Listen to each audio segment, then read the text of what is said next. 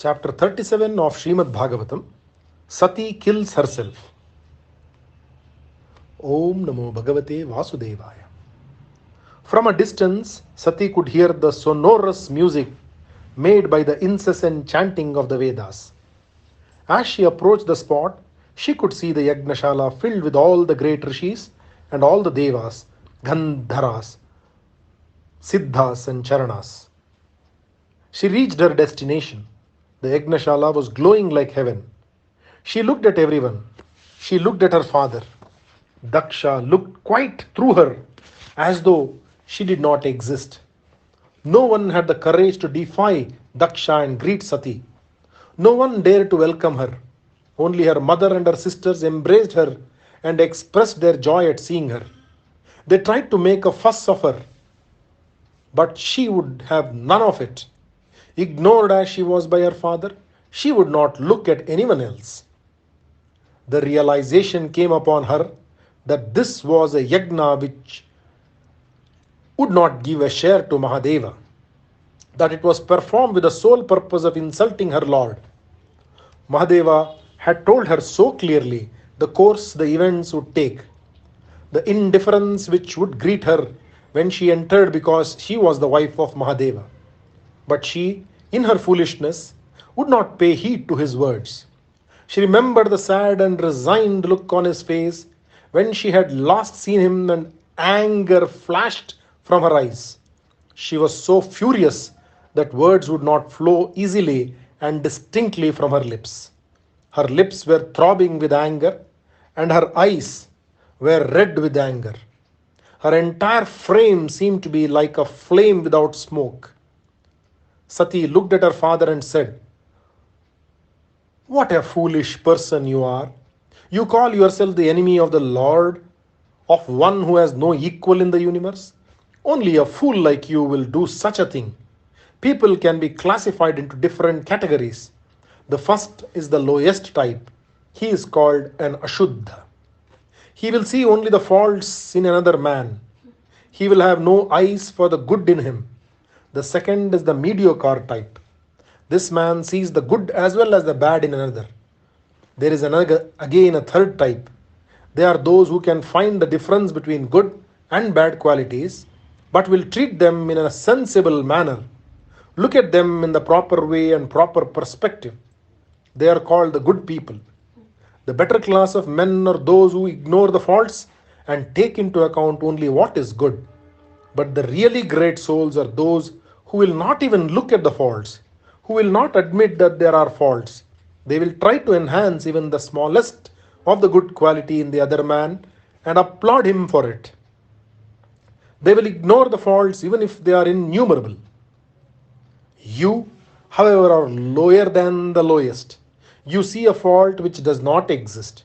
This is not surprising in one who does not realize the greatness of a really great person.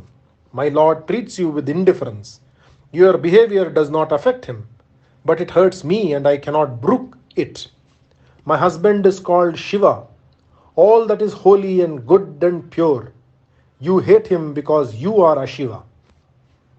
I have heard that when his God is insulted, his bhakta should try to punish the wrongdoer. If it is not possible for him to do so, if he is too weak to oppose the offender, he should at least run away from the spot so that the words may not reach his ears. A real devotee should not have a desire to live after hearing the words of insult spoken by the hater of the Lord. I am ashamed of this body of mine which owes its existence to you, a hater of Shiva. I hate myself for being the daughter of a sinner like you. I do not want to be known as Dakshayani hereafter. This body has lived long enough. I will shed it." Sati said nothing more. She sat down dressed in her gold-colored silk and closing her eyes went into a yogic trance. They were all watching her. Mentally she controlled her thoughts and invoked the god of fire to enter her. No one spoke a word. Suddenly her body began to burn with a fire which she had summoned, and Sati was just a heap of ashes. Om Shanti Shanti Shanti. Om Namo Bhagavate Vasudevaya. Om Namah Shivaya. Shri Krishna Arpanamastu. Chapter 38 of Shrimadbhagavatam. The anger of a god. When they saw Sati destroying herself, the attendants of Sati rushed towards Daksha with the intention of killing him and thus avenge the death of their queen. Bhrigu saw them rushing and invoking a mantra which destroys those who try to disturb a yagna. He poured libations into the fire. Out of the fire was born a crowd of beings by name Ribhus. They were more than 1,000 in number. They fought with the servants of Mahadeva and drove them back. In the meantime, sage Narada went to Mahadeva and related to him about the happenings at the Yagnashala and the tragic end of Sati, and also about the rooting of the Pramataghanas by the power of Bhrigu. Mahadeva was not surprised. He knew all along that something like this would happen. All his sorrow turned into anger. In his fury, he pulled out a strand from his mated locks and flung it on the ground. Out of it was born Virabhadra, a fire-like form. He was fierce to look at. He was so big, he seemed to measure the distance between the heavens and the earth. He had 1,000 arms and he glowed like fire. He was dark like the rain cloud and his eyes were spitting fire. He was also wearing a garland of skulls like Mahadeva. He fell at the feet of his Lord and said, "What do you command me to do?" "Go," said Mahadeva. "Go to the Yagnashala of Daksha. Kill him and destroy everything there." Followed by the attendants of Mahadeva, Virabhadra hastened towards the Yagnashala. A fierce cry escaped him and he rushed towards the holy spot with an uplifted trident in his hand. The dust rising from the rush of the Pramataghanas was so great that those in the Yagnashala began to wonder what was happening. "What is happening in the north?" they asked themselves. "It cannot be night drawing near. It is a cloud of dust. Where does the dust come from? There is no breeze blowing. Perhaps it is Pralaya, the great deluge," they thought. Daksha's wife, Prasuti, was afraid something dreadful was about to happen. She knew that this was imminent when she saw how her daughter has been insulted, when she burnt herself under their eyes. She knew the greatness of Mahadeva. How could one who defied him be safe from his wrath? Within a few moments, the Yagnashala was surrounded by the angry Pramataghanas led by Virabhadra. Panic set in. Everyone was rushing everywhere. Maniman rushed towards Bhrigu and captured him. Virabhadra caught hold of Daksha in his immense arms. Chandikeshwara pinned Pushan in his arms while Nandi got Bhaga as his share. Virabhadra pulled out the moustaches on the lips of Bhrigu. Bhaga, who had incited Daksha in his indifference towards Sati, by just moving his eyebrows, suffered for what he had done. Both his eyes were destroyed. When Mahadeva was insulted long ago by Daksha in the other yaga, Pushan had the indiscretion to laugh, and now all his teeth were lost by the blow from the fist of this terrible henchman of Mahadeva. Virabhadra then sat on the chest of Daksha and tried to cut off his head, but he was not able to do so. For a while he was nonplussed, since no weapon could kill Daksha. He then realized that because of the fact that he was performing the yagna of Daksha was immune from weapons. Virabhadra now knew what he should do. He strangled Daksha with his bare hands. He then severed the head from the body and threw it into the fire as an offering. The Yagnashala was destroyed completely and the attendants led by Veerabhadra returned to Kailasa. Om Namah Shivaya Namah. Om Namo Bhagavate Vasudevaya. Shri Krishna Pranamastu. Chapter 39 of Shrimadbhagavatam, A God's Forgiveness. Om Namo Bhagavate Vasudevaya. All those who had survived the massacre went to Brahma and related to him the great calamity that had befallen them. Brahma and Vishnu had not been present at the yajna since they did not want to take part in a ritual which did not include Mahadeva, which, as a matter of fact, was being performed with the sole intention of insulting Mahadeva. When they told Brahma about the happenings at the Yagnashala, he said, "When a powerful man does something wrong, his being powerful does not in any way justify his followers to behave in the same manner towards the victim of the injustice. It is not good. You sided with Daksha. When he performed the yajna, you attended it knowing fully well that it was a gesture of insult to Mahadeva. Since you have wronged him, there is nothing else for you to do except fall at the feet of Mahadeva and seek his pardon. He has been greatly wronged. His mind is still seething with pain because of the treatment of Daksha towards his beloved Sati. Sati is dead because of Daksha. If Mahadeva continues to be angry, the world will come to an end. Go to him at once and pacify him." Brahma then went to Kailasa, the abode of Mahadeva. It was a picturesque spot. The river Nandi was flowing there. Facing the mountain was the city Alaka, ruled by Kubera. The Devas who were with Brahma stood rooted to the ground looking at the lake where the heavenly lotuses by name Saugandhika were floating. Nanda and her sister Alakananda were both flowing out of the city Alaka. There was an immense banyan tree, and under the tree they found Mahadeva immersed in tapas. His right hand was holding a string of beads. Brahma went near him and, accompanied by the Devas who stood with folded palms, began to speak softly.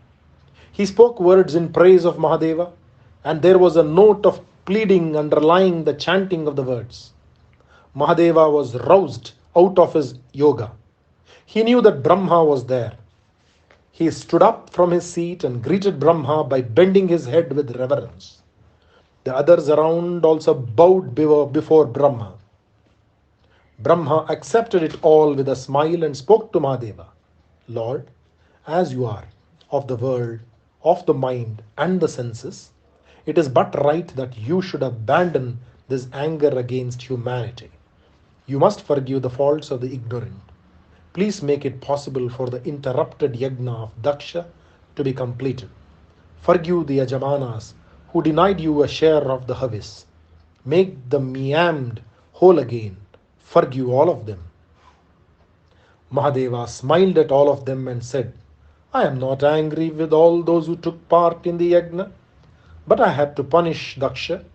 He had to be cured of his pride and his arrogance. Incidentally, the others were also punished. Daksha can come back to life with the head of a goat. Nandi Keshwara's words cannot become false. Daksha's mind is now cleansed. As for the maimed, they will all be whole again." Brahma asked him to go to the Yagnashala with them, and he agreed. All that the Lord said came true. Daksha rose up as out of a deep sleep, and he found that he was in the presence of the Devas, Brahma and Mahadeva. His mind, which had been clouded because of his hatred for the Lord, had now become clear like an autumn lake. He tried to speak, but he could not. Tears choked him. Tears at the thought of his daughter, his beloved child Sati, who had to die because he, her father, was blind to the glory of her Lord. He composed himself and spoke words speaking of the greatness of Mahadeva.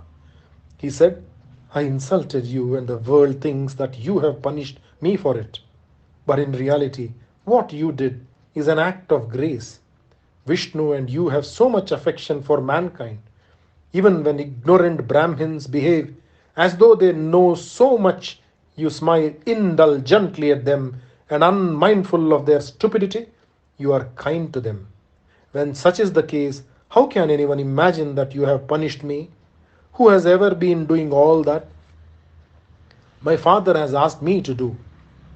It is unfortunate that I, who should have known so much, knew nothing. The reality escaped me while I was caught in a web of illusion.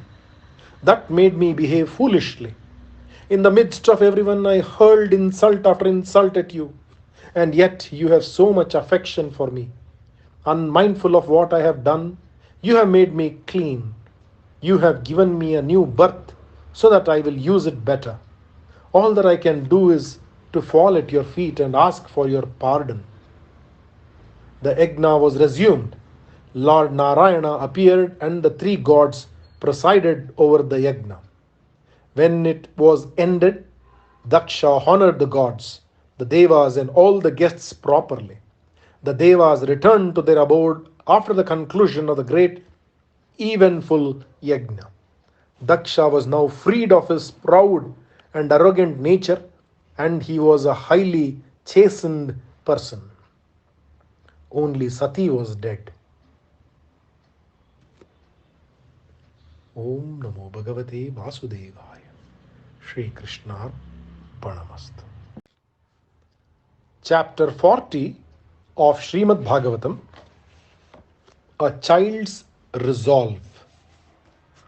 Uttanapada, the son of Manu, had two wives, Suniti and Surichi. Suniti had a son named Dhruva, and Surichi's son was called Uttama. Suniti, however, was not dear to the king. Surichi was his favorite queen. Once the king was in the garden playing with Uttama. He had taken him on his lap and he was petting the child. To him came Dhruva and he wanted to sit on his father's lap too. He was trying to do so.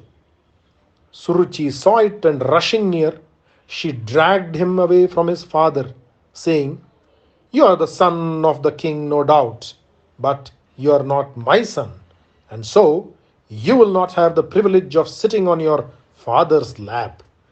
You are striving for the impossible. You do not seem to be able to realize that you are unfortunate. Your misfortune is just this.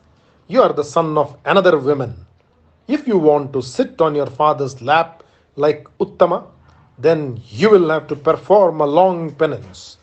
Pray to the Lord to make you the son of Surichi in your next birth." The king was listening to her. He did not speak a word in protest, since he was infatuated with his wife. Hurt by the cruel words of his stepmother, Dhruva, hissing like a wounded serpent, looked accusingly at his father who was sitting silent. Dhruva rushed from there and went to his mother. Without speaking a word, he began to cry loudly. The mother placed him on her lap, and after comforting him, she got the story out of the others who were present when the child was pushed so rudely by Suruchi. Suniti could do nothing but weep. Drowned as she was in sorrow, still she did not lose her gentle nature. She said, "My child, remember one fact, and that is, when one wishes someone ill, that ill is visited on the wisher."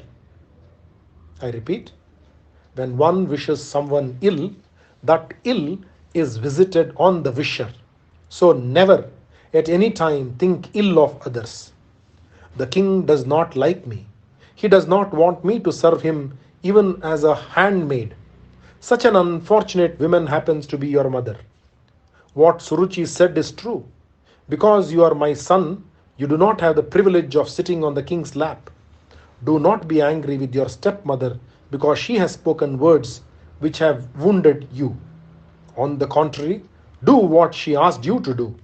Pray to Lord Narayana, who is the greatest among the great. who is the refuge of all those who are sufferers. Take refuge in the feet on the Lord, who is the refuge of all the gods, of Brahma and of your grandfather Manu and all the denizens of the heavens.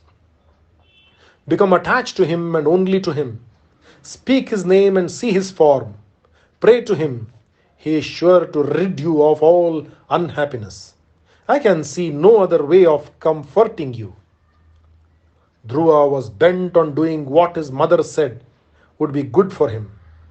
He left his father's city and wandered about without knowing how to see about his penance. Narada, with his yogic powers, knew about Dhruva.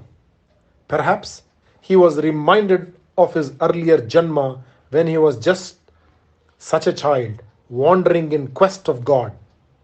He told himself, I must help this child. He is a Kshatriya and he has been hurt by the words of his stepmother. Narada hurried to where Dhruva was and placing his hand on the child's head, blessed him. He said, You are still a child. You are just 5 years old. Your place is by the side of your toys and such things. You are still too young to let insult or approbation have so much influence on your mind. In this world, good and bad, praise and censure are all the result of one's own actions and nothing else. It is a man's delusion which causes these. If God's grace is with you, then unhappiness will never come near you. His grace is the only thing needed. If it is not there, no amount of energy or attempt will bear any fruit. It is up to you to be satisfied with what the Lord metes out to you as your share of pleasure or pain. Your mother has told to you that you should take refuge in Narayana. And I know you are bent on performing tapas and finding him. My child, do you not know that it is not easy to please him? Rishis and yogis have performed penance for years on end and still they have not been able to see him. It needs concentration. It needs sacrifice. It needs a sense of detachment and patience. Tapas spread over Janma after Janma. And still, in spite of all these, he is very hard to find. Please give up this quest. Abandon this childish obstinacy. You can come back to it later. Penance is a course to be adopted by you when you are in your old age. God has ordained that man should enjoy a certain share of happiness and a certain share of sorrow. It is not right to rebel against the law of nature.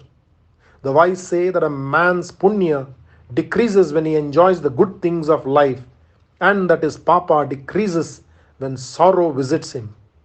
I repeat, the wise say that a man's punya decreases when he enjoys the good things of life and that his papa decreases when sorrow visits him. And so, he reaches the very boon of release from both if he learns to be even tempered, unaffected by either. When you see one more fortunate than you, it is not right that you should be jealous of him. You should show him affection. And if you see a man lacking in good qualities, you should be sorry for him and not hate him or sneer at him.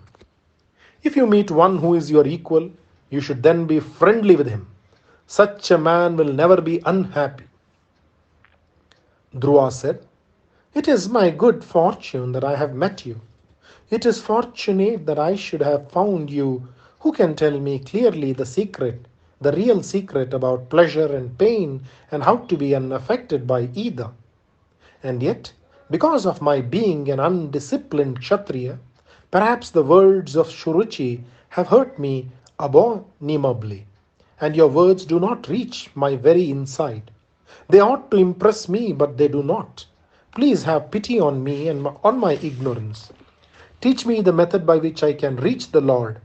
I want to attain a state higher than the highest, and I want to pray to the Lord to grant me that. Please teach me.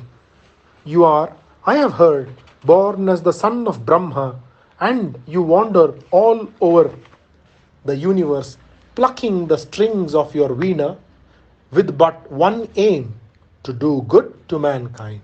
Please have compassion on me. Narada was charmed by the naivety and sweetness of the words spoken by Dhruva, and he made up his mind to help him. He said, "The path suggested by your mother is the correct path. I will grant you what you desire. The ultimate refuge of all is Narayana. Pray to him, set your mind steadfastly on him. It is known to all that any desire will be granted by him when he is asked. Set your mind on Narayana, he will hear your prayers. May you be successful in your endeavor. My child, go to the banks of the river Yamuna where the Lord is always present. Go to the holy spot which is called Madhuvana. Bathe in the pure waters of the river Yamuna 3 times a day, and doing pranayama, set your mind on the Lord and his form. He is easily pleased. I will teach you the mantra, the incantation, reciting which you will be able to summon the Lord to your presence. The mantra is Om Namo Bhagavate Vasudevaya. The mantra is Om Namo Bhagavate Vasudevaya. When this mantra is constantly repeated, the Lord will grant you all your desires. This is called Bhakti Yoga, and it is the easiest of the yogas. It is also very dear to Lord Narayana. Narada then described in detail the form of the Lord, and Dhruva fixed the image in his mind even as he heard it being described. His mind was filled with Narayana lying on Ananta, the great snake. The child could already see the lotus rising from the navel of the Lord. He could visualize the yellow silk which draped the form of the Lord, and the tender smile on his lips, and the compassion in his lotus eyes.